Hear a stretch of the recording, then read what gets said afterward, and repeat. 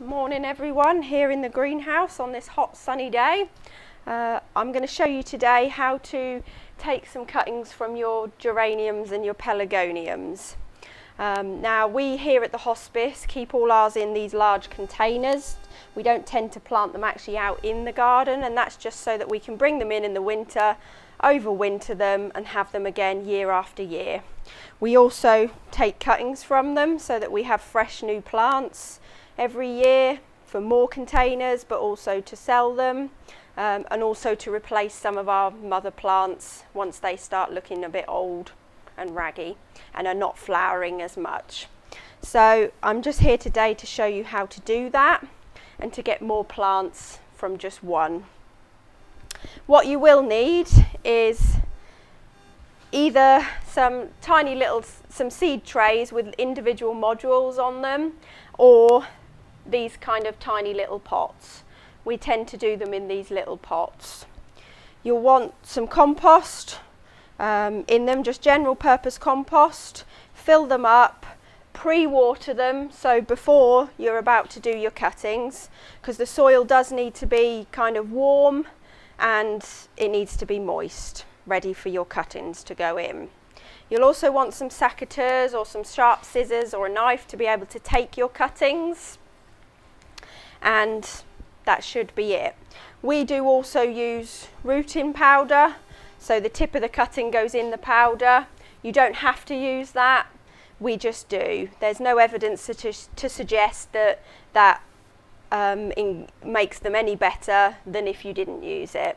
We just tend to use it. So I've already done quite a few here in this tray this morning. As you can see, I've got just a few more to do, which is the ones I'm going to show you how to do them. They're all a bit mixed. Some of them are kind of ivy trailing geraniums and others are your usual geraniums.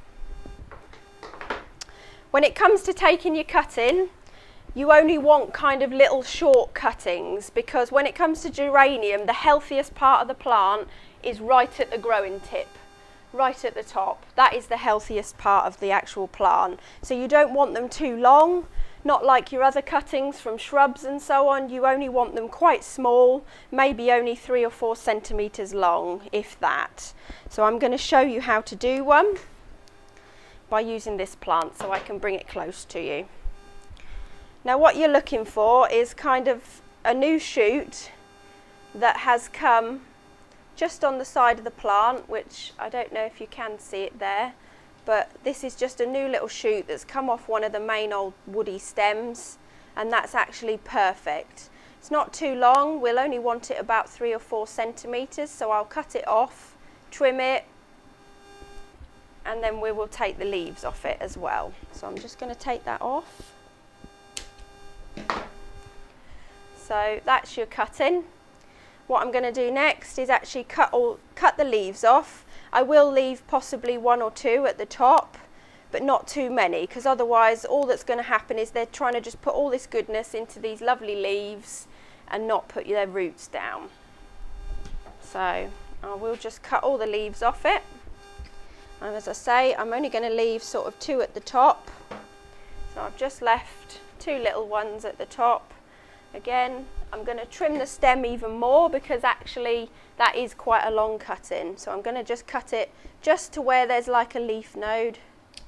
Cut him, and that's about it. You don't want it much bigger than that. I'm going to dip him in the rooting powder just so it covers the tip. As I say, you don't have to use this. Some people don't. It just covers the tip, protects the tip, and it supposedly has hormones in it to make it put down roots. Then take in one of your pots, as I say, that has been filled with compost, watered, and these were done yesterday, so the compost is actually warm, and I'm just going to push it straight into the compost as far as it will go. And that's it. That's my cutting. So we're just going to do another one, and I'll show you another. Again, we do keep a lot of our odd geraniums in pots within our greenhouse throughout the entire year, and we use them as what would be known as the mother plant. So I will only use this plant throughout the year to keep taking cuttings from it so I can get more and more. And this is actually a really lovely geranium that has these beautiful variegated leaves and these wonderfully orange flowers. So I'm just going to take another one from it, and again here you can just see this is the main woody stem, and we've got these wonderful side shoots that are coming off, and they would be perfect for your cuttings. So I'm just going to take another one of those, like so. Now as you can see, he is really long, he's got a flower on him, so he's far too big. So all I'm going to do is trim him right at the top here. As I said, the healthiest part of the plant is here. As we get further down, this is less and less healthy. So we only want this like tip just here. So I'm just going to cut it just below a leaf. And as you can see, it's just below a leaf there. So I'm going to strip the leaves off. And as I say, I will leave 2 little tiny leaves just on top. If it has got a flower on it, or you can see that there's like a flower stem, then cut it off. You don't want the flowers at the moment. You want it to put all its goodness into rooting so that you get another plant. Again, I'm just going to dip him in the powder, take my pot and just push him straight into the soil. With the soil being nice and moist and quite warm, it's soft and supple, so you can literally just push him straight in. There's no need to really even make a hole. And that's him done.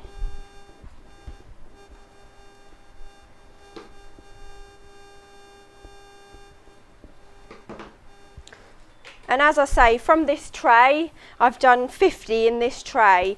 I wouldn't expect all of them to root.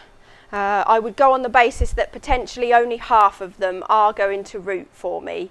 And that can be for a number of reasons. They do need warmth, they need a bit of sunshine, they also need moisture, but they don't want too much humidity. So they're quite picky plants, but there's nothing like making your own. Don't let them dry out, and as I say, keep them in the light, and you'll have some more plants ready for next year. It should be in about a few weeks' time that they will actually root. I did some quite a few weeks ago, maybe about 3 months ago. I did some, and they're here in these pots. I'll just show you one of them. So as you can see, these are much healthier plants. They're all getting quite bushy, more leaves to them. I potted them on, so they were done in these pots. The roots then started showing through the bottom, which meant that they needed more space to grow. So I've put them into these little bigger pots, but still quite small, to let them get much more bigger and bushier. And these will be our plants for next year. I'll overwinter these. I wouldn't be putting these out in the garden this year. They will be for next year, ready for our displays. Now, you can do this actually at any time of the year. As long as you have got your geraniums somewhere warm, light, airy, like a greenhouse, you can actually do this at any time of the year. And I will do these ones, get these ones rooted, and probably in about 3 or 4 weeks' time, I will do another lot again. And by next year, we will have plenty, hopefully, geraniums ready for our displays and to sell. I do hope that's inspired you to have a go. As I say, some of these are beautiful, the colour variations you get and so on, they're just wonderful, and especially the scented ones. We have some that are a purple flower, but they're called orange fizz, and they just constantly, if you rub the leaves, it does smell of oranges. It's lovely. So I hope I've inspired you to either grow them or from your own take cuttings so that you've got some ready for next year for your displays. So good luck and enjoy. Bye bye.